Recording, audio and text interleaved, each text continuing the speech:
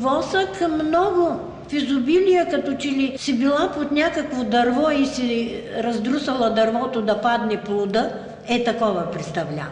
И аз с една шпатличка търкам с ножици, с гвозди, с какво ли не. Изчистваш ги, но трудно.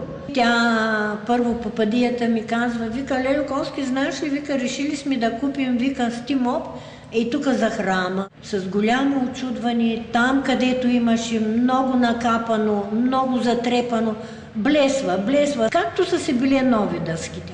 Гледаш как восъка се топи под стимопа и няма никакъв восък. Пътеките стават свежи, хубави, като че ли са нови. Няма помен и от восъка, нито по пътеките, нито по пода. Като едно габърче, такава височинка. И всичко го смля, стопи го. Нито заема място, нито може да пречи.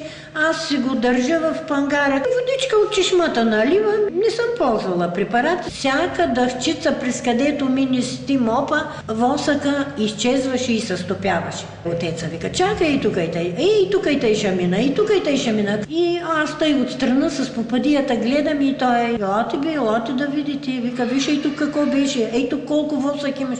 Викам, отче, знам. Ма сега има ли го? Няма го. Викам, няма го, отче, благодарение на стимопа.